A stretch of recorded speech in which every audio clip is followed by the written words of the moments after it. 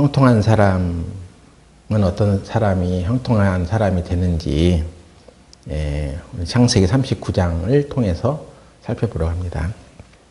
이 세상의 기준으로는 사람이 무엇을 이루고 살았느냐, 무엇을 쌓았느냐, 그것에 따라서 성공의 크기를 이제 결정합니다. 사람들이 이렇게 죽어서 장례식을 칠 때 보면 그 장례식에 참여한 사람들 대부분 그 사람이 이 세상에서 무엇을 이루었는지 또 무엇을 쌓았는지 그런 것을 가지고 이 사람은 세상에서 그래도 성공한 사람이었다 뭐 이런 평가들을 내리는 것을 듣게 됩니다. 그것은 한마디로 그 사람 자체가 중요하다는 얘기죠. 우리가 세상의 기준으로 형통한 사람이다, 성공한 사람이다 이렇게 생각할 때 그 기준은 자기 자신인 것이 대부분 많아요. 그런 생각을 갖고 있는 사람들이 많습니다. 세상에서 무엇을 이루었느냐, 그리고 당신은 세상에서 무엇을 쌓았느냐, 이런 것입니다.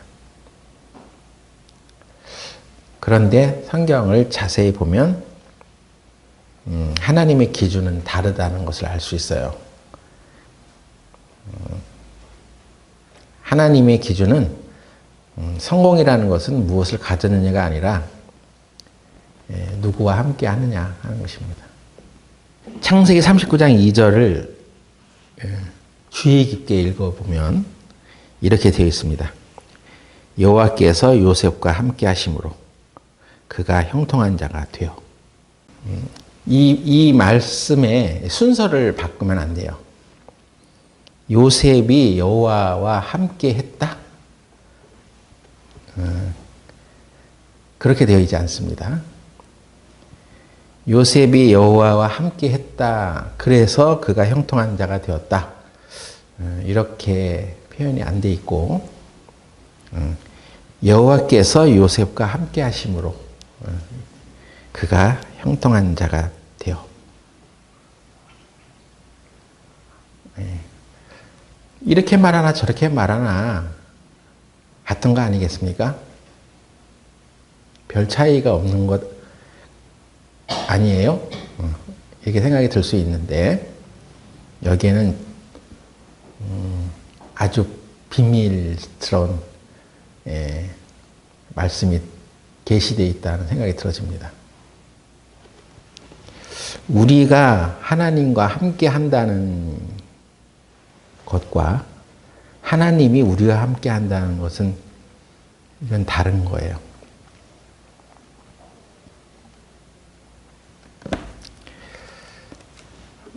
우리가 하나님과 함께 한다는 것은 우리의 어떤 열정과 노력이 거기에 들어갈 수가 있어요. 그래서 우리는 하나님과 함께 하기 위해서 부단히 뭔가 애를 써야 되는 그런 개념이 들어 있습니다. 근데 하나님이 우리와 함께 하시는 것은 우리가 어떻게 할 수 있는 부분이 아니에요. 그냥 그건 하나님이 그렇게 해주셔야 되는 부분이죠. 그죠? 그래서 창세기 39장의 이 주제는 처음부터 하나님께서 요셉과 함께 하심으로 시작해서 창세기 39장 23절에 여호와께서 요셉과 함께 하심이라 여호와께서 그의 범사에 형통케 하셨더라로 끝납니다. 그러니까 창세기 39장 처음부터 끝까지 하나님께서 요셉과 함께 하심으로 이것이 주제예요. 39장에 창세기 39장의 주제가. 그러니까 이 세상의 기준으로는 그 요셉이 이렇게도 하고 저렇게도 하고 뭐 어떻게 신앙생활도 잘하고 열심히 노력하고 공부도 많이 하고 뭐 성실하게 살았고 도덕적으로도 뭐 깨끗하게 살았고 그렇게 해서 형통해졌다 이게 아닌 것입니다. 형통하게 하신 하나님이 주체라는 거예요. 그 요셉에게 하나님이 함께 하셨기 때문이었다는 것이었습니다. 그러니까 우리 창세기 39장 읽어보면 이 창세기 39장의 핵심 단어는 하나님이 함께 하셨다 이것입니다. 물론 요셉은 뭐 게으르게 살지 않았죠. 책임감 있는 생활을 했을 것입니다. 그러니까 노예로 팔려갔음에도 불구하고 보디발이라는 사람의 집에 노예로 팔려가서 그의 가정 총무로 아주 성실하게 그 집안일을 돌보았습니다. 그리고 또 보디발의 아내의 유혹에도 넘어가지 않고 아주 정결한 삶을 살았습니다. 도덕적으로도 흠이 없었죠. 그래서 하나님 뜻대로 살다가 옥에 갇혀 오히려 그래서 그 옥에 갇혔음에도 불구하고 또 그 옥에 관리하는 사람이 그에게 요셉에게 그 사물을 맡길 정도로 아주 성실하게 일을 잘 했습니다. 그래서 그가 형통하였다. 그가 성공의 길을 갔다. 이게 아닌 거죠. 예? 우리는 이 요셉의 얘기를 잘 알고 있는 것 같은데 하나님이 그와 함께 하셨기 때문이라는 사실을 놓치면 이건 그냥 요셉의 왕년에 내가 이렇게 열심히 해서 이렇게 했기 때문에 내가 성공한 거야. 이런 교훈밖에 못 받게 되는 거예요. 그래서 하나님의 기준은 형통하다, 성공하다 길을 가는 사람은 무엇을 그가 이루었느냐가 아니라 누구와 함께 했느냐 하는 것입니다. 그리고 그 누구는 바로 하나님을 말하죠. 하나님이 요셉과 함께 하셨기 때문에 하나님이 함께 하신 사람이 형통하다, 성공한다. 이것을 우리들에게 전해주려고 하는 것입니다. 여호수아에게도 하나님께서는 율법책을 네 입에서 떠나지 말게 하며 주야로 그것을 묵상하여 그 가운데 기록한 대로 다 지켜 행하라. 그리하면 네 길이 평탄하게 될 것이라 네가 형통하리라. 내가 네게 명한 것이 아니냐? 마음을 강하게 하고 담대히 하라. 주야로 말며 놀라지 말라. 네가 어디로 가든지 네 하나님 여호와가 너와 함께 하느니라 하시니라.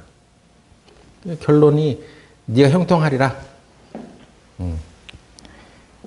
네가 어디로 가든지 네 하나님 여호와가 너와 함께 하기 때문이야. 이것이거든요. 하나님이 그 여호수아와 함께 한다는 사실을 놓쳐버리고 그냥 뭐 마음을 강하게 해, 담대해, 하나님 말씀 묵상해, 뭐 두려워 말어, 놀라지 말어. 거기에 키포인트를 맞추면 이것은 하나님이 그와 함께 하셨기 때문이라는 것을 놓치기 때문에 자기의 열심으로 그렇게 살아갈 수가 있게 되는 거예요. 하나님께서 기드온에게 나타나실 때도 여호와의 사자가 기드온에게 나타나 이르되 큰 용사여 여호와께서 너와 함께 하시도다. 너와 함께 계시도다. 그게 어떤 큰 이유가 되냐 하는 것입니다. 우리가 생각하기에 하나님이 우리와 함께 계시지. 우리도 하나님 우리와 함께 계시다는 거 알아. 근데 기도는 하나님이 너와 함께 하시도다. 너와 함께 계신다는 이거를 도저히 이해할 수가 없었어. 믿을 수도 없었어. 그리고 그게 어떤 의미인지도 알 수도 없었어. 그래서 하나님이 정말 나와 함께 계시다면 그 증거를 보여주세요. 그래서 양털을 뭐 이렇게 젖혔다 말렸다 하는 그런 시험을 하면서 하나님이 나와 계시다는 것을 어떻게 증명하실 것입니까? 거기에 대한 확신을 얻으려고 했습니다. 어쨌거나 이제 그 하나님이 그와 함께 계신다는 사실을 확 마음에 이제 믿고 발견한 그 순간에 그는 정말로 하나님의 놀라운 기적을 자신을 통해서 이루시는 것을 경험하게 됩니다.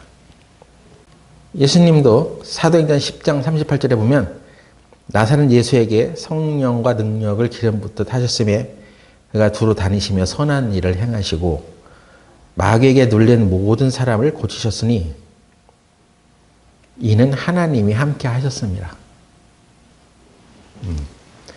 예수님께서 성령의 능력을 입고 기름 부음을 받으시고 두루 다니면서 선한 일을 하시고 마귀에게 눌린 사람을 고치시고 이렇게 하는 게 왜 그러냐? 이는 하나님이 함께 하셨습니다. 하나님이 함께 하셨기 때문이라고 말하고 있습니다. 그러니까 하나님이 함께 하시는 것이 중요한 것이지 내가 하나님과 함께 하려고 하는 것도 중요하죠. 근데 이 순서가 하나님이 나와 함께 하시냐 이거예요. 예. 이건 우리가 어떻게 할 수 있는 인간의 어떤 힘과 노력으로 할 수 있는 부분이 아니잖아요. 예? 하나님이 함께 하시는 것은 하나님의 의지와 하나님의 뜻이 있어야 되는 거죠. 이건 하나님의 기준입니다. 그럼 하나님이 우리와 함께 계시다는 것을 배워가고 또 그것을 믿어가는 것은 굉장히 중요한 거예요. 그럼 여러분들은 하나님 함께 하시지 않나요? 네? 하나님 함께 하시지 않아? 그렇게 하려면 우리가 뭔가 좀 거룩한 생활을 해야 되고 종교생활도 열심히 해야 되고 말씀도 많이 읽어야 되고 기도도 많이 해야 되고 착한 일도 많이 해야 되고 좀 금식도 해야 되고 해야지 하나님 우리와 함께 계시다는 것이 더 이렇게 확실해지지 않습니까? 하나님 우리와 함께 하지 않겠습니까? 그래서 우리는 그런 것들로 하나님이 우리와 함께 계시다는 것을 느껴보려고 하는 거예요. 근데 그렇게 하는 건 아니에요. 그건 내가 하나님과 함께 한다는 내 쪽에서의 어떤 방향이지 하나님이 함께 하신다는 그것은 하나님이 의지를 가지고 하나님의 뜻으로 이렇게 해주셔야 되는 것이지 나만 이렇게 막 열심히 내가 낸다고 하나님 우리와 함께 하는지 그걸 결정하는 건 아니잖아요. 예? 그럴 것이다 생각해서 우리가 그렇게 하기도 하는 것입니다. 근데 우리가 할 수 없는 부분인데 하나님께서는 우리와 함께 하시려고 이 세상에 예수님으로 오셨어. 그래서 그 이름을 임마누엘이라 하리라 하신 대로 하나님이 우리와 같이 계십니다. 이건 우리가 어떻게 할 수 없는 부분들인데 네? 임마누엘 하나님이 우리와 함께 같이 계십니다. 하나님이 우리와 같이 계십니다. 그러니까 예수님이 육신의 몸을 입고 이 세상에 오신 것은 우리와 함께 하시려고 오셨던 거예요. 그러니까 내가 이 사실을 인지하기도 전에 우리가 태어나기도 전에 우리가 구원을 받기도 전에 이미 하나님께서 우리와 함께 하시려고 오신 적이 있었어. 그리고 그 임마누엘이라는 의미가 그런 의미이기 때문에 하나님이 우리와 함께 계시다는 놀라운 뜻을 갖고 있기 때문에 이 임마누엘은 정말 복을 불러드리는 소리란 말이에요. 그 이름을 예수라 하라. 그 예수가 바로 구약의 그 하나님의 구원을 말하는 히브리어로 예슈아.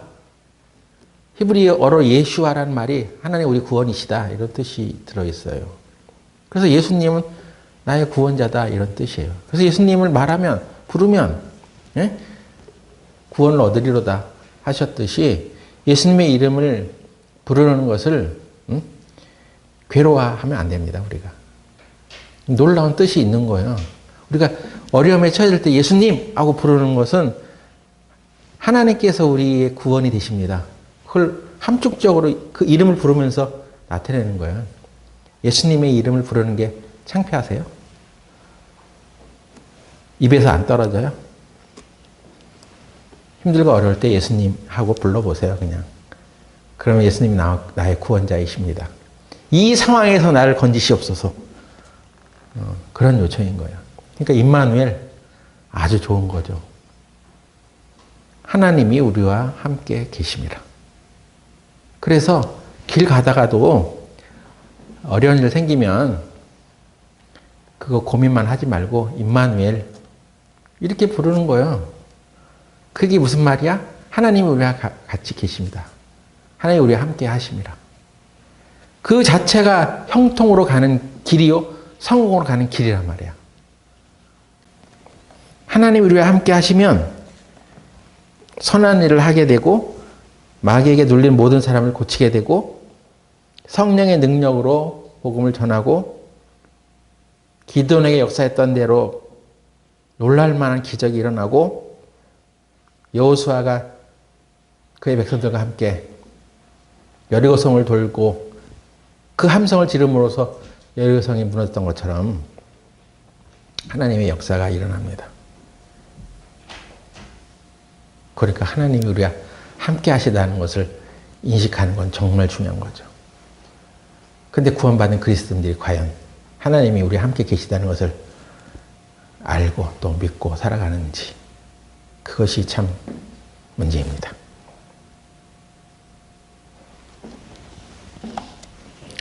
우리는 어떻게 하나님 우리와 함께 하신다는 것을, 그래서 그 형통의 길을 우리가 갈 수 있겠습니까? 그 임마누엘 예수님께서 이미 우리 가운데 오셨잖아요. 그래서 사실 구원을 받은 사람이라면 이미 형통의 길로 들어간 거예요. 형통해져야 하는 거예요. 구약시대 때는 무엇인가 종교적인 어떤 행위를 해서 하나님의 법을 준수해서 하나님으로부터 어떤 은혜를 입는 그런 시대였어요. 그래서 하나님의 법에 우리가 나가려면 내가 뭔가 이게 떳떳한 일을 해야 돼. 응? 하나님의 법을 내가 잘 준수를 해야지 하나님 앞에 온전히 쓸 수 있는 거야. 그러한 법으로 하나님과의 관계를 체결한 민족이 바로 이스라엘이었단 말이에요. 하나님의 율법을 받기 전에는 이스라엘 민족은 하나님께 불평을 하고 원망을 해도 안 죽었어요. 고기가 없다고 고기를 달라고 왜 우리를 이런 광야로 끌고 나와가지고 우리를 죽이려 하느냐고 하나님 원망해도 하나님께서는 만나와 메추라리를 내려서 그들을 먹이시고 그 원망했다고 죽이지는 않으셨어. 근데 율법을 받던 이후에는 그들이 고기를 못 먹게 하냐고, 왜 우리한테 고기를 안 주냐고 원망하다가 그 고기 허겁지겁 먹다가 고기가 이사에 꼈을 때 죽었던 탐욕의 무덤, 예? 이라고 불렀던 그 기브롯 하다와라는 곳에서 그런 사건이 벌어졌어요. 율법을 받은 후에는 하나님 원망하면 죽었습니다.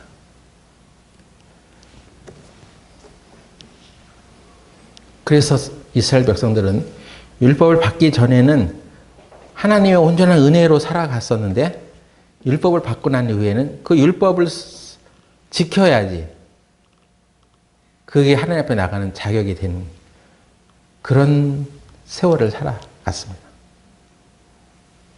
과연 율법을 받기 전과 받은 후에는 그렇게 달랐다고? 그럼 성경을 찾아보란 말이에요. 출애굽기 16장 보세요. 출애굽기 16장 1절에 이스라엘 자손의 온 회중이 엘림에서 떠나 엘림과 시내산 사이 신광야에 이르니 애굽에서 나온 후 제2월 15일이라. 이게 무슨 말이냐? 애굽에서 출애굽에서 나온 지 2달 15일이 지났단 말이야. 그때 일어나는 일이에요. 예? 출애굽을 한 후에 2달 15일이 지났을 때 이스라엘 온 회중이 그 광야에서 모세와 아론을 원망하여 그들에게 이르되 우리가 애굽 땅에서 고기 가마 곁에 앉았던 때와 떡을 배불리 먹던 때에 여호와의 손에 죽었다면 좋았을 것을. 너희가 이 광야로 우리를 인도하여 내어 이 온 회중으로 줄여 죽게 하는도다. 하나님께 막 엉망을 하는 것입니다. 또 하나님의 뜻을 대언하는 그 지도자 모세를 향해서 막 원망을 하는 것입니다. 16장 4절 때 여호와께서 모세에게 이르시되 보라 내가 너희를 위하여 하늘에서 양식을 비같이 내리리니 백성이 나가서 일용할 것을 날마다 거둘 것이니라. 이같이 하여 그들이 나의 율법을 준행하나 아니하나 내가 시험하리라. 하나님께서 그래서 그들의 원망을 들으시고 하늘에서 이제 만나 내리시고 또 고기도 그렇게 하십니다. 메추라기를 그냥 보내주셔서 그들을 먹이십니다. 그들이 나의 율법을 준행하나 아니하나 테스트 해보겠다는 것입니다. 근데 그들은 하나님이 만나를 먹더라도 아침까지 남겨두지 말고 다 없애라. 안식일에는 뭐 이렇게 그 전에 두 배의 몫을 줄 테니까 안식일에 나가서 거두지 마라. 뭐 이런 사소한 이제 법을 주셨는데 다 지키지 못해요. 그래서 하나님은 우리 인생이 하나님의 법을 지켜서 하나님 앞에 설 수 있는 그런 존재들이 아니라는 것을 우리로 하여금 이제 알게 하는 거죠. 16장 12절에 내가 이스라엘 자손이 원망함을 들었노라. 그들에게 고하여 이르기를 너희가 해질 때에는 고기를 먹고 아침에는 떡으로 배부르니 나는 여호와 너희 하나님인 줄 알리라 하라 하시니라.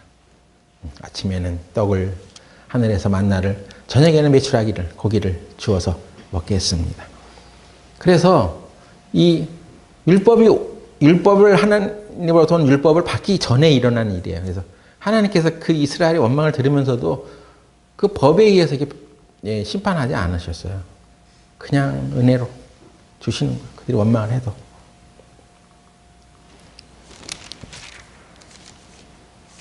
그래서 하나님이 이제 이스라엘 민족과 시내산에서 이제 언약을 체결하는데 이게 옛 언약이라는 거죠. 율법.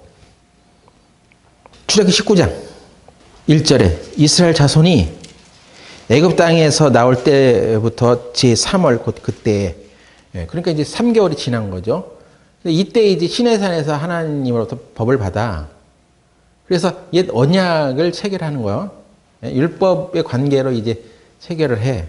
그래서 19장 5절, 출애굽기 19장 5절에 세계가 다 내게 속하였나니 너희가 내 말을 잘 듣고 내 언약을 지키면 너희는 열국 중에서 내 소유가 되겠고 뭐 하면서 이제 뭐 이스라엘에게 주시려던 복에 대해서 얘기합니다.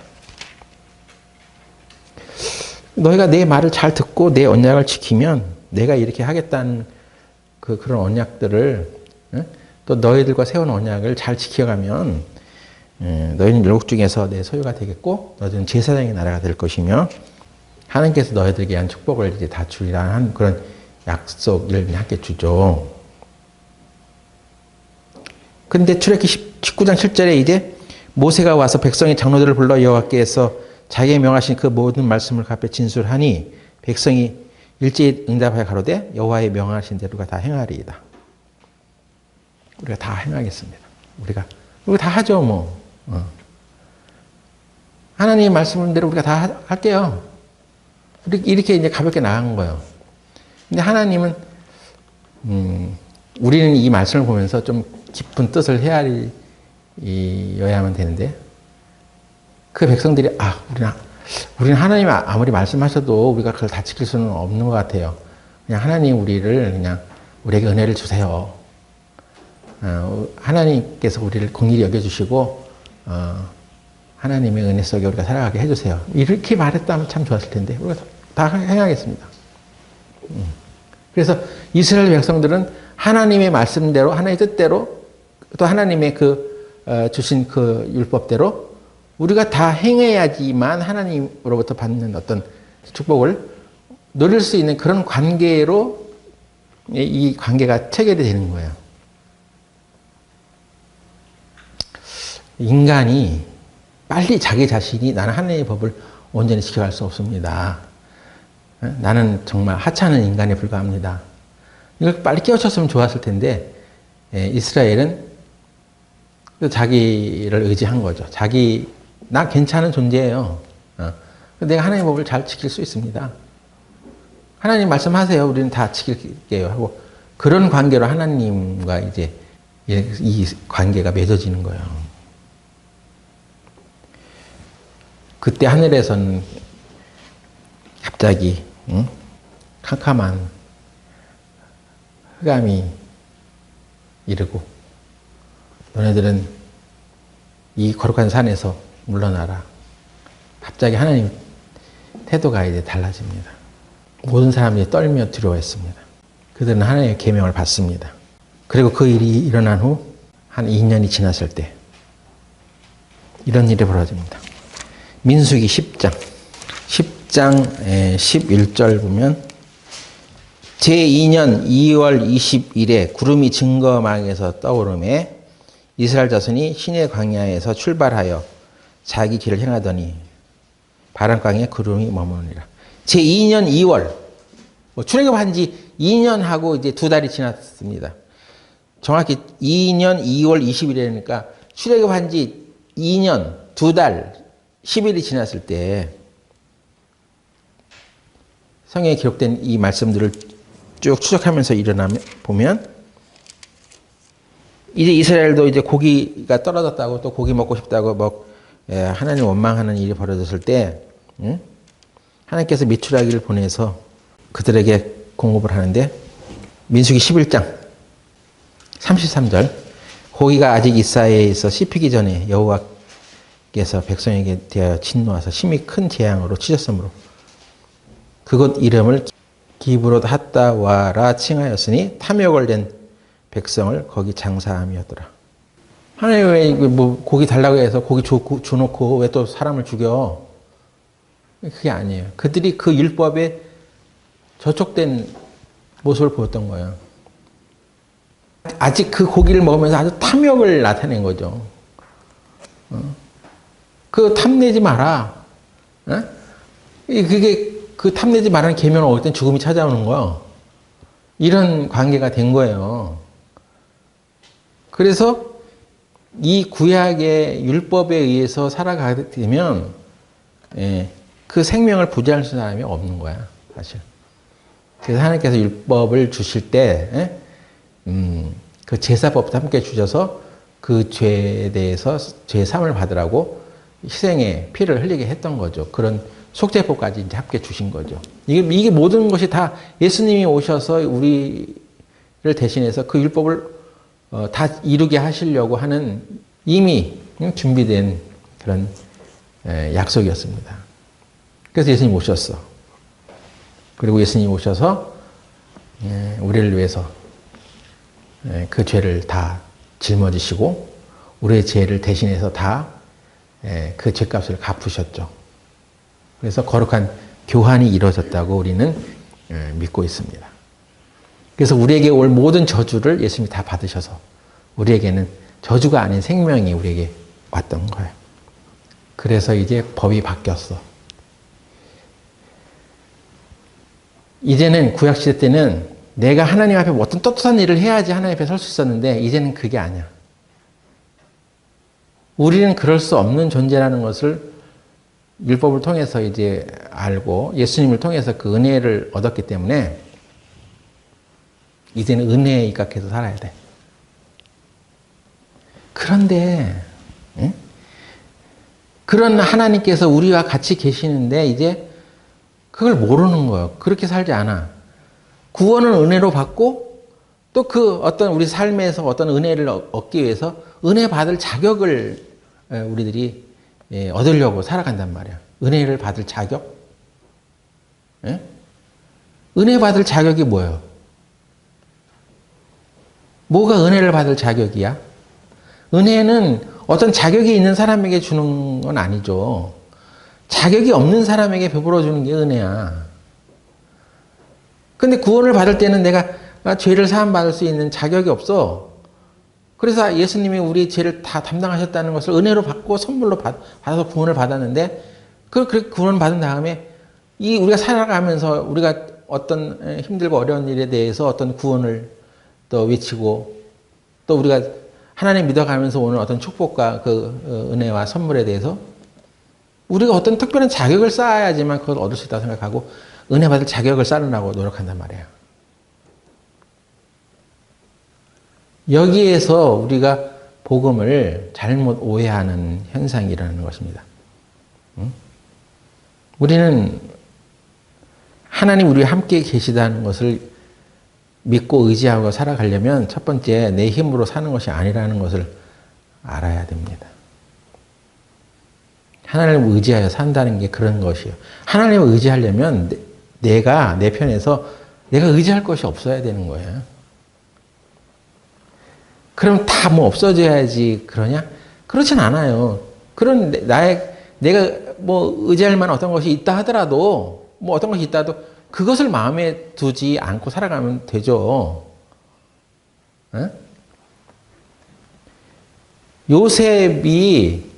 요셉은 아무것도 가진 것이 없었을 때 하나님이 그와 함께 하셨으므로 형통의 길을 갔다는 것이죠. 요셉이 지금 노예로 팔려와가지고 노예 시장에서 지금 바로 지금 들어온 상태예요. 그럼 그 옛날 노예 시장에서 노예를 사들일 때 그 노예가 뭐 이렇게 옷을 번들하게 입고 자기 그 멋을 뭐 한껏 내고 나 이렇게 잘났습니다 하고 그렇게 해서 노예 시장 가는 거 아니잖아요. 예? 완전히 벌거벗긴 채로 노예 시장에 나가는 것입니다. 아주 부끄러운, 아주 수치스러운 상태로 노예 시장에 나가는 거예요. 그래서 사람들이 지나가는 사람들이 이렇게 보고, 쓸만하군. 너 일로 와. 우리 집에 가서 일해. 이렇게 되는 거예요. 그러니까 노예로 지금 팔려왔는데 뭐 가진 게 뭐가 있어? 예? 요셉이 가진 게 뭐가 있어? 뭐 학력이 있어? 어느 뭐 유명한 대학 나왔어? 어? 기술은 뭐 있어? 그 야곱의 집안에서 뭐 양치는 것도 다 그 형들이 다 했지. 저는 채석옷 입고, 예? 아버지 곁에 쫄랑쫄랑 따라다니던 애인데, 뭐가 있어? 기술이 뭐가 있어, 지금? 예? 양치는 기술도 없어. 뭐 경험이 있어? 예? 세상에 살아가면서 어느 분야에 특별한 경험이 있어? 기술도 없지, 경험도 없지, 가진 것도 없지, 아무것도 가진 게 없어. 그냥 빈 털털이야. 그런데 오직 하나님이 그와 함께 하셨으므로야. 요셉 자신은 가진 게 없어, 아무것도. 예? 자기의 것에 대해서 어떻게 나는 이런 걸 가졌어 하면서 내세울 것도 없어. 그래서 요셉은 애저녁에 이 인생이 자기 힘으로 지금 사는 것이 아니고 하나님이 오직 이끌어 주셔야만 되는 그런 상황이라는 것을 절감하고 있었던 것입니다. 그에게 있는 것은 오직 하나님이 주신 꿈 하나 있는 거야. 그건 이 세상에 내가 무엇을 하며 살아가야 되겠다는 그런 꿈이 아니야. 하나님이 주신 어떤 약속 같은 거지. 계시지. 하나님의 언약의 말씀이라고 할 수 있습니다. 그거밖에 없어. 오직 그에게 있는 것은 그 내면에 있는 하나님의 계시, 하나님의 말씀. 그에게 주신 꿈. 하나님이 나에게 이런 꿈을 꾸게 하신 것은 하나님이 분명히 나를 통해서 어떤 일을 하실 것이라는 막연한 어떤 꿈. 아직은 막연하지. 예? 요셉이 애굽의 총리가 되겠다고 작정하고 지금 학원 다닌 것도 아니고 말이요. 예? 무슨 기술을 배운 것도 아니고 그것을 위해서 노력하고 투자한 것도 아니잖아요. 그냥 이 노예를 끌려왔어 지금. 자기 앞길에 자기 그 꿈을 이룰 수 있는 어떤 조건도 형성되지 않았습니다. 그래서 오직 마음 가운데 그래도 하나님이 내게 주신 꿈이 있어. 그것은 하나님이 나와 함께 하셔. 이것입니다. 예? 내가 막 하나님과 함께 하려고 노력하는 게 아니야. 왜냐하면 나는 그렇게 가진 게 없어. 뭐 할 수 있는 게. 여러분이 그렇다면 이 세상에 있는 것을 우리가 다 버려야지 하나님 찾느냐? 하나님과 함께 하는 사람이 되냐? 그건 아니에요. 예? 쥐꼬리만한 것을 갖고 있어도 우리는 그것 때문에 하나님을 못 찾는 게 문제죠. 예? 그거 움켜쥐고 살아가면서. 하나님 우리와 함께 한다는 것을 알면 어떤 상황에 처해져도 하나님 함께 하셔. 그걸로 그냥 가는 거예요. 하나님이 그 함께 하신 그 사람을 어떻게 하나님께서 인도하실지는 하나님이 아셔. 그런 하나님이 나와 함께 있단 말이에요. 거기에 대한 강한 확신인 것이죠. 그래서 할 수 있는 것은 오로지 하나님 뜻대로 갑니다. 나는 하나님 뜻대로 갑니다. 요셉이 노예 팔려서 노예 생활을 할 때나 옥에 갇혔을 때나 그렇게 억울한 일을 당하고 감옥에 갇힐 때도 인생이 왜 이래 이거 하나님 어디 계셔 하면서 입으로 그냥 불평불만하고 계신지 아닌지 헷갈리고 이런 얘기 한마디도 없잖아요. 그냥 요셉은 이것도 하나님이 나와 함께 하시니까 이 가운데도 하나님은 어떤 일을 하시리라는 그런 거죠, 그냥. 그렇다고 요셉이 하나님이 나와 함께 하시면 됩니다 하면서 그냥 들어놓아가지고 아무 일도 안 하고 살아갔겠습니까? 그건 아니에요. 열심히 일했습니다. 응? 그리고 그 마음속에 하나님을 두려워하는 마음을 갖고 있었어. 그래서 함부로 살지 않아. 하나님이 함께 하신다는 것을 모르기 때문에 지 맘대로 사는 거야. 이렇게 산다고 큰 문제 있겠어? 오히려 하나님이 함께 하시는 것을 아는 사람은 바르게 살죠. 요셉이 왜 그 보디발의 아내의 유혹에도 거기 넘어가지 않고 바르게 살 수 있었냐? 그때는 율법이라는 것이 주어지기도 전인 그 후에 400년 후에나 율법이 주어지는데 율법이 없는 시대에 살았음에도 불구하고 그렇게 막 살지 않았어요.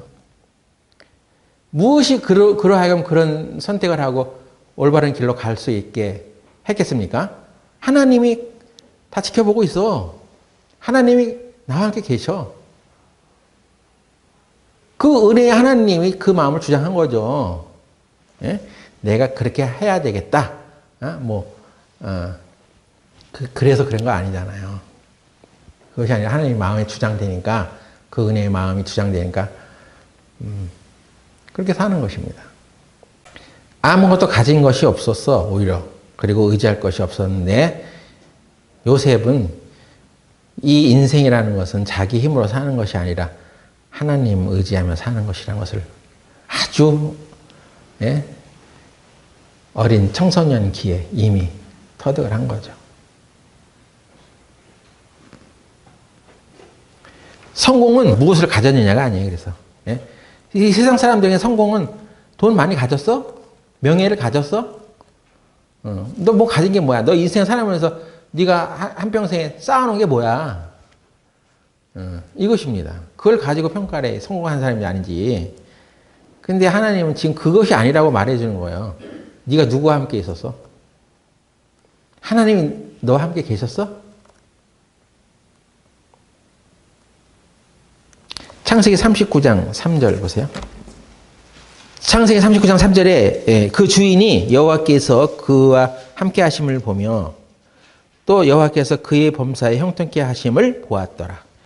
그러니까 요셉을 노예로 사서 자기의 종으로 부렸던 그 보디발이라는 사람이 여호와께서 그와 함께 하심을 보았단 말이에요. 하나님이 함께 하신 것을 보았어. 아, 요셉 쟤는 하나님이 함께 하는 사람이구나. 그걸 보았다고 해줘. 남들이 보기에 그렇게 보였다는 거잖아요. 내가 하나님과 함께 하시는 사람이야. 아무리 자기가 주장을 해도 그게 나타나야지. 하나님이 그와 함께 하심을 다른 사람이 봐야지. 어떻게 보는 것입니까? 그가 매사에 하나님을 경외하고 하나님의 생각에 입각해서 말하고 판단하고 행동하더라는 것입니다. 예? 여러분은 교회 다니는 사람일 뿐, 예? 구원받고 몇십 년 된 사람일 뿐, 하나님이 함께 하시는 사람이라는 것을 그 증거가 없으면 어떻게 알아? 예? 그 사람 여전히 세상적인 사고방식으로 접근하고 무슨 일이 있을 때 세상의 예? 경험 이런 것을 의지해서 예, 말하고 그렇게 하면 그 사람은 하나님 없어? 하나님이 어떻게 하시는 것은 없어? 그럼 어떻게 그 사람 통해서 하나님이 그와 함께 하신다는 것을 볼 수 있겠습니까? 예? 매사에 자기의 생각과 자기의 견해와 자기의 예, 경험과 지식으로만 말을 하는데 무슨 일이 생겨도 그걸 가지고 결정하는데 그래서 하나님께서 저를 범사에 형통케 하시는구나 하는 것을 보았단 말이에요.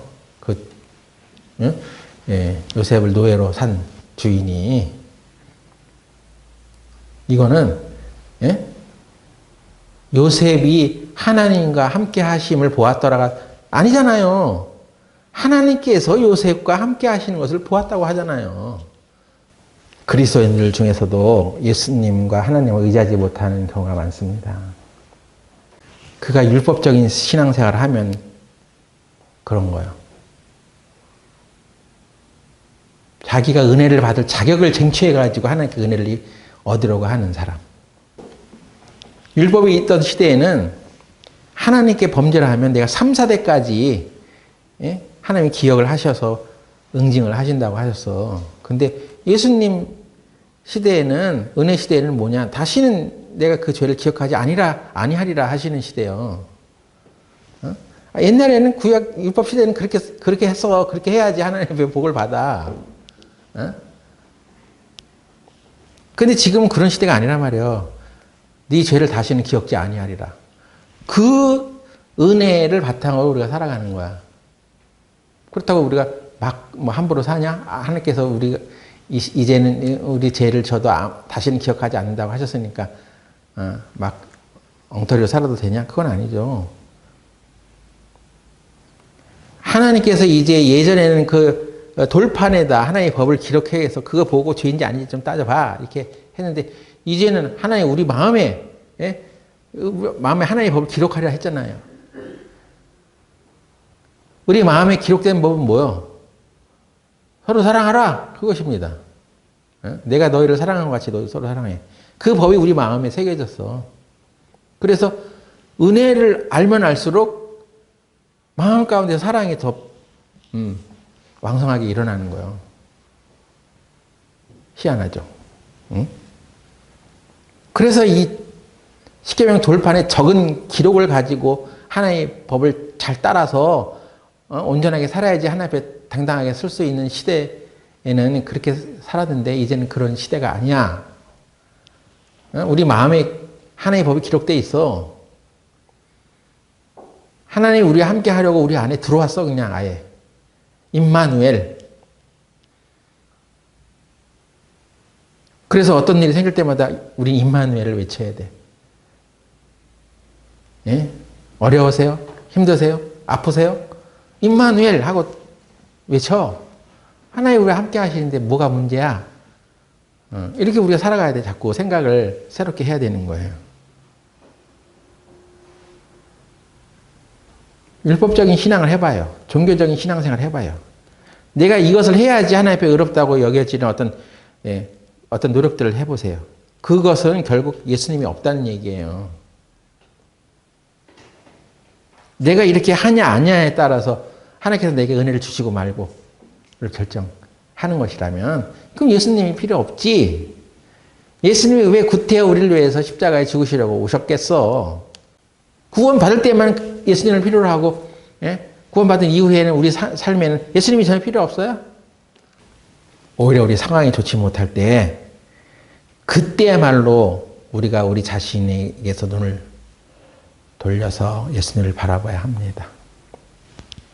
빌립보서 4장 6절 7절 아무것도 염려하지 말고 오직 모든 일에 기도와 간구로 너희 구할 것을 하나님 아뢰라. 왜 그렇게 말씀하십니까? 아무것도 염려하지 마. 너희가 구할 것이 있으면 오직 기도와 간구로 너희 구할 것을 하나님께 아뢰. 예수님이 오시지 않았다면 우리는 염려해야 돼. 아무 것이라 그냥. 뭐 또 무슨 일이 생기면 상황이 좋지 않는 또 이거 문제가 어떻게 해결돼야 되는 거야, 이거. 어떻게 해결해, 이거. 하고 그냥 우왕좌왕하면 또 살아가야지. 그럼 구원받은 사람은 구원받을 때만 그냥 예수님 필요하고 그 이후에는 뭐 아무것도 아니야? 네? 그 예수님께서 우리의 그 연약함을 대신해서 십자가에 죽으시고 우리 아픔을 대신해서 십자가에서 대신 받으시고 그가 채찍에 맞으면 우리가 나음을 입었다고 하셨고 예수님이 저가 가난하게 되시면 오히려 우리를 풍성하게 하시기 위함이다 하셨는데 예수님은 우리의 것을 대신해서 다 거룩한 교환을 이루셨는데 아무것도 없어. 그냥 그건 그냥 이론이고 성경에 나와 있는 얘기고 우리 생활에 실질적으로 하나님이 우리와 같이 계셔. 이제 하나님이 살아서 역사하시는 그 하나님이 우리 안에 들어와 계셔. 임마누엘. 우리가 하나님의 말씀을 배울 때에도 또 볼 때에도 특히 목회자는 자기 말을 하는 게 아니에요. 자기를 통해서 하나님의 음성을 나타내야 하는 것입니다. 내 말만으로는 아무런 능력이 없어요. 하지만 하나님이 말씀하시면 죄인들이 거듭나고 병자들이 고침을 받고 귀신들이 쫓겨나고 그런 일이 벌어집니다. 이는 하나님이 그와 함께 하심이라. 근데 우리는 우리 힘으로 뭔가 해보려고 합니다. 내 말을 하는데 왜 안 들어? 그건 그를 통해서 하나님의 말이 전해지지 않은 거죠.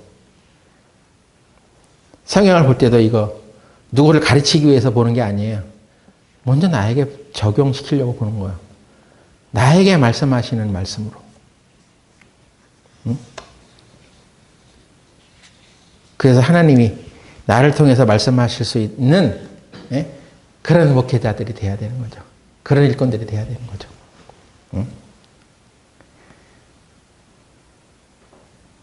그래서 하나님만이 하실 수 있는 일을 하게 하는 거예요. 우리가 신앙생활 하면서 뭘 하는 것입니까? 신앙생활 한다고 해서 하나님만이 하실 수 있는 일들을 하나님이 하시도록 해야 되는 거 아니야? 그 일을 내가 해보려고 하는 게 되겠어?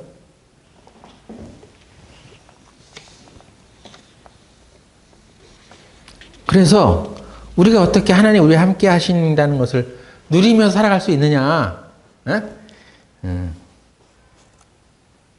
자기 힘으로 사는 거 아니라고 그랬죠? 하나님 의지해야 된다는 거예요. 두 번째로 우리가 생각해야 될 것은 우리가 해야 할 일은 오직 예수님이 하시는 일을 믿는 것입니다.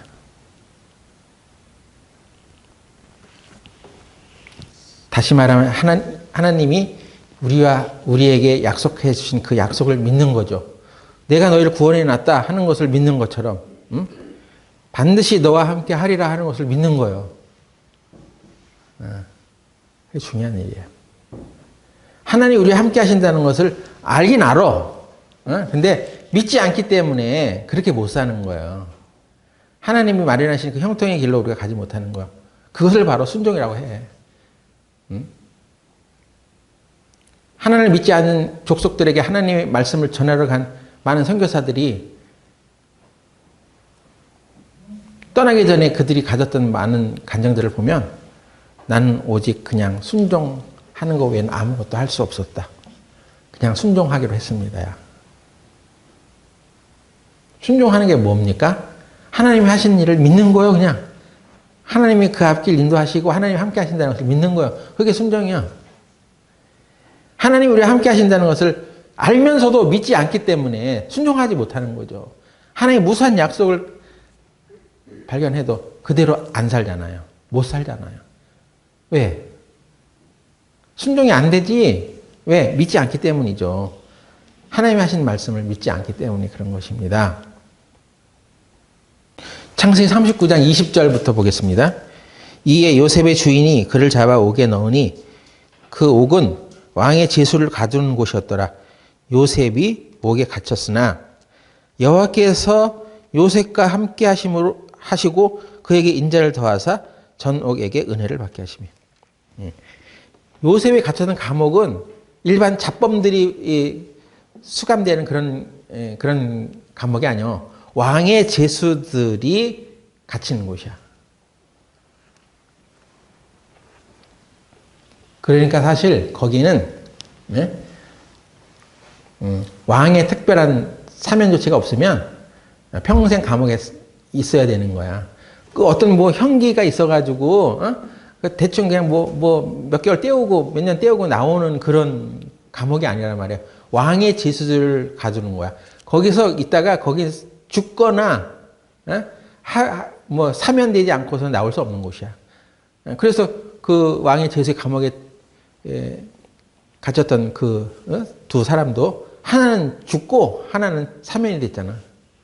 그러니까 요셉도 그런 감옥에 들어간 거예요. 죽거나 사면되거나 둘 중 하나야. 그런데 거기에서도 그 감옥에서도 창세기 39장이 말하기를 여호와께서 요셉과 함께 하시고 그에게 인자, 헤세드, 은혜를 더하소서. 하나님이 그렇게 하셨기 때문에 거기서 살아나오는 거죠. 그래서 하나님이 함께 하시면 형통하다 말이에요. 우리가 그것을 믿고 살아가느냐 하는 거예요.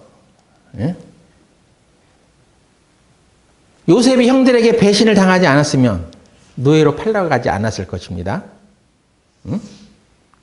그래서 그 일을 당하는 요셉은 아주 힘들고 어려웠겠죠. 도대체 이게 뭔 일이요? 그걸 실제로 당하는 그 순간은 괴롭고 힘들었을 것입니다. 노예로 팔려가지 않았다면 보디발의 집으로 들어가지 않았을 것입니다. 근데 가다 보니까 노예로 팔려서 이제 들어갔더니 보디발이라는 사람의 집이요. 보디발의 집으로 들어가지 않았으면 그 보디발의 아내의 유혹을 받지 않았을 것이고 왕의 제수들만 가두는 특수한 감옥으로 들어가지 않았을 것입니다. 그 특수한 감옥으로 들어가지 않았으면 왕의 그 신하들을 만나지 못했을 것이고 그들의 꿈을 해석해 주지 못했을 것입니다. 그들의 꿈을 해석해 주지 못했다면 왕 앞으로 불려가지도 않았을 것입니다. 바로의 꿈을 해석해 주지 못했다면 애굽의 총리로 승진하지도 못했을 것입니다. 이게 쫙 이렇게 연결이 되는 거죠.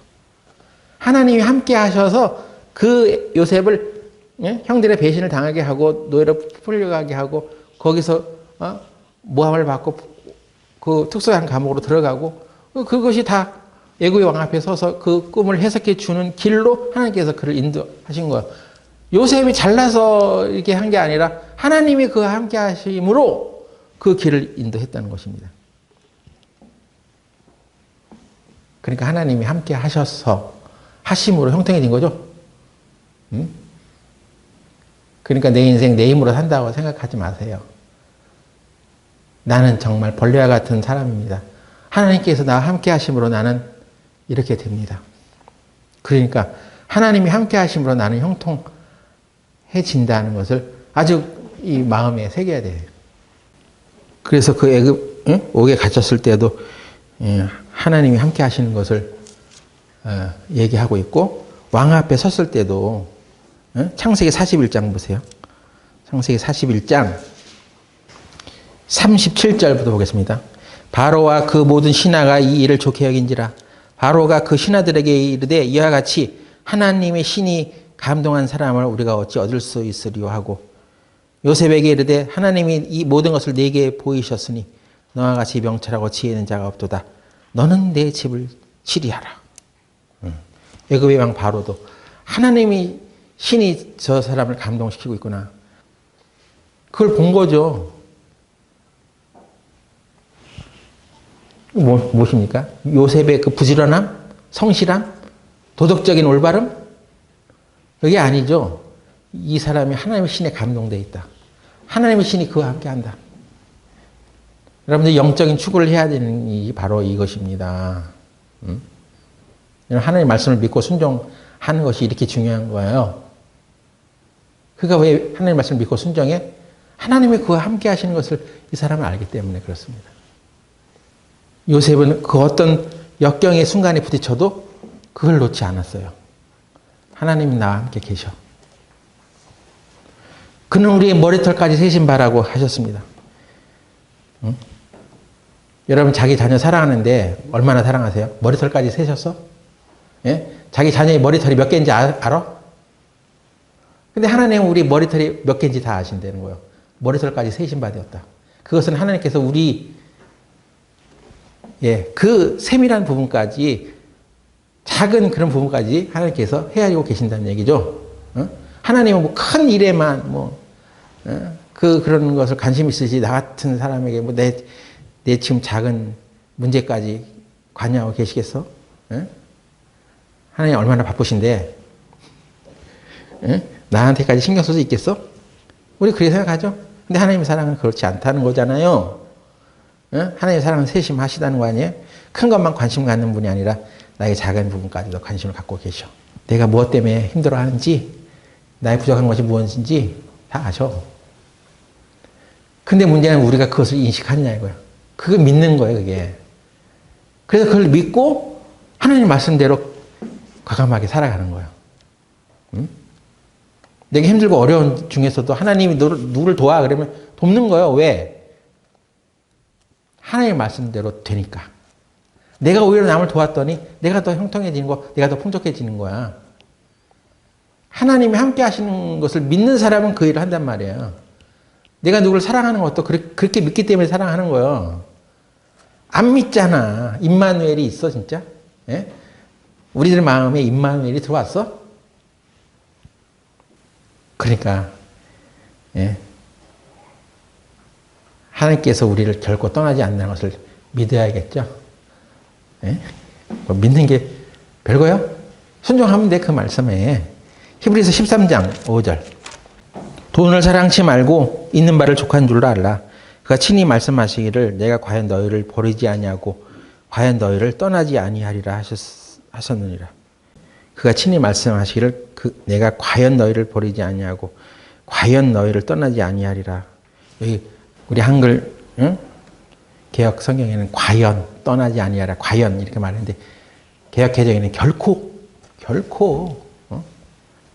헬라어에는 이 결코라는 말을 우메이라고 써 있는데 이 단어의 뜻은 이중부정으로 되어 있어요. 이중부정하는 것은 강한 의미를 전달할 때 하는 것입니다. 다시 말해서 내가 과연 너희를 떠나지 아니하라. 결코 두 번 부정을 이중으로 부정하면 반드시 이런 말이 되는 거예요. 결코 너를 떠나지 아니라. 결코 너를 떠나지 아니라. 지금 뭘 얘기하면서 이런 말을 하는 거야? 돈에 대한 얘기하고 있잖아. 신앙생활 잘하는 것 같다가 교회 떠난 사람 대부분 돈 때문에 떠나. 돈이 그 사람의 신이 되어서 그 우상이 어떤 돈 신이 그를 끌고 가는 거야.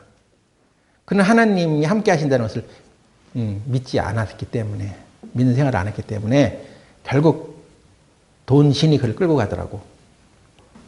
돈을 사랑하지 말라는 것입니다. 돈을 싫어하지 말라는 건 아니죠. 사랑하지 말아라. 그게 너의 주인이 아니다 하는 거야. 하나님이 너를 결코 떠나지 않아. 네가 믿는 게 도대체 뭐야? 응?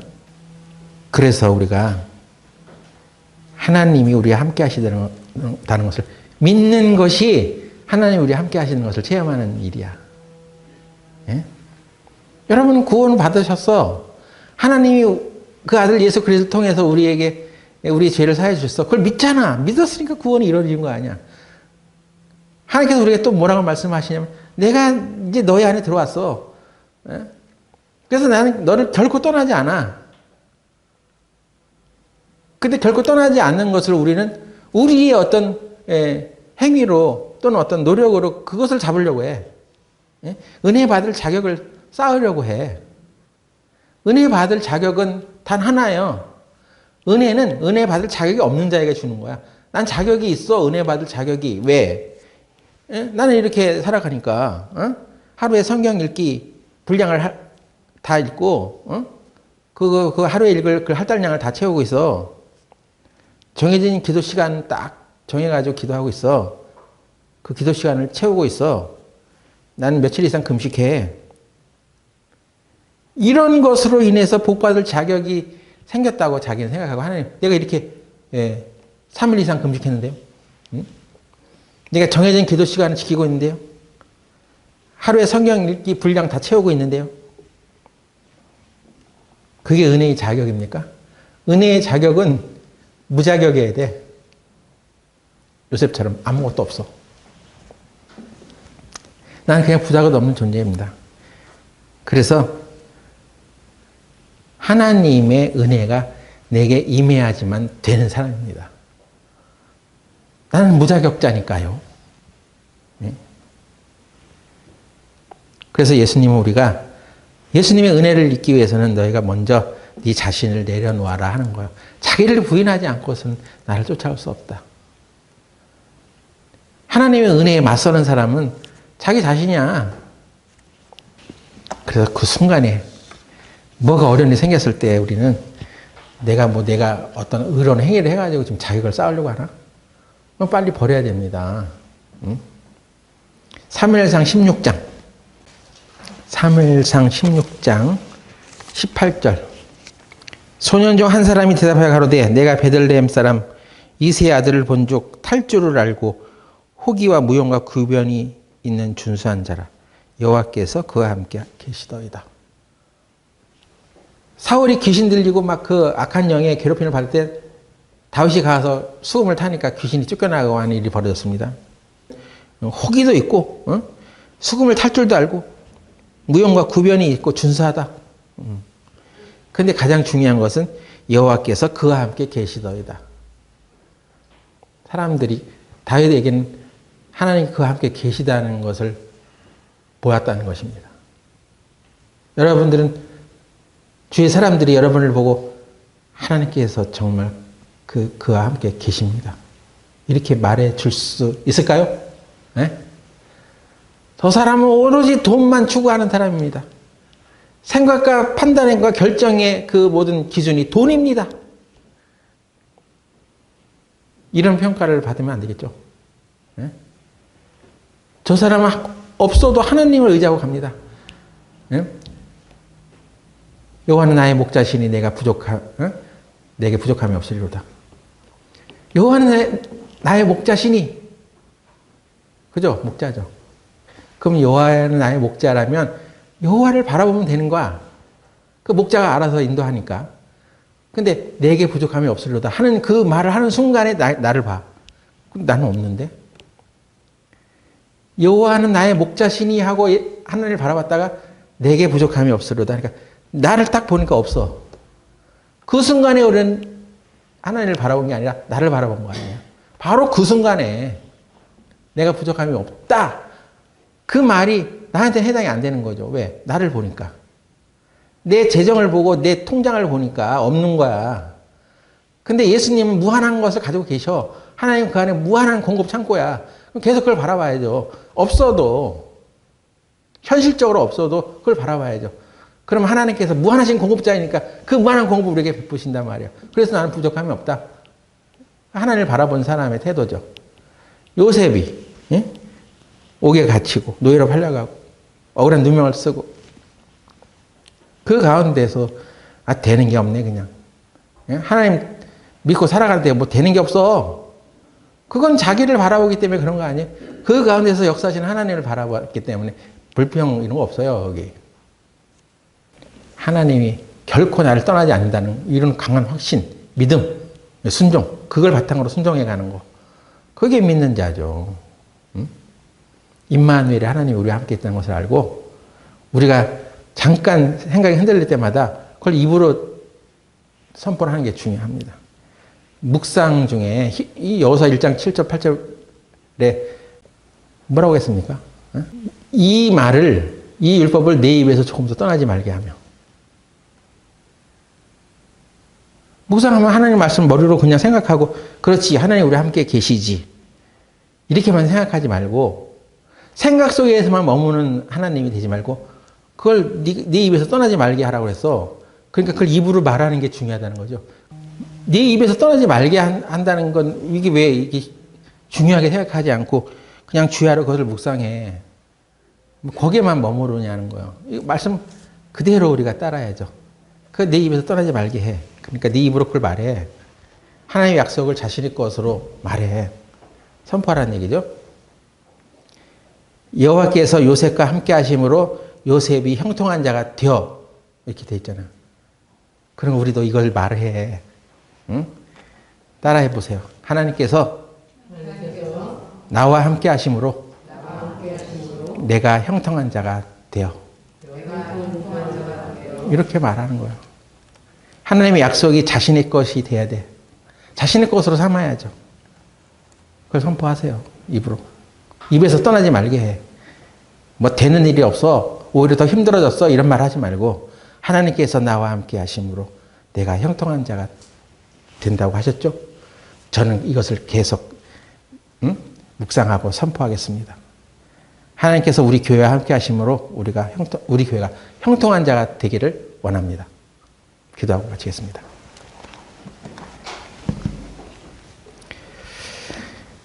하나님, 임마누엘의 하나님으로 오셨습니다. 주께서 우리와 함께 하시려고 우리 안에 들어왔음에도 불구하고 우리는 하나님이 함께 하시면 형통한 자가 된다는 사실을 잊어버리고 우리 힘으로 살아왔는지도 모릅니다. 주님, 오늘 이 말씀을 통해 하나님 우리와 함께 하신다는 것을 머리로만 알지 않고 실제 생활이 되게 하여 주시옵소서. 하나님이 우리와 함께 하심으로 우리 교회가 형통하게 되기를 원하나이다. 예수님의 이름으로 기도드렸습니다. 아멘.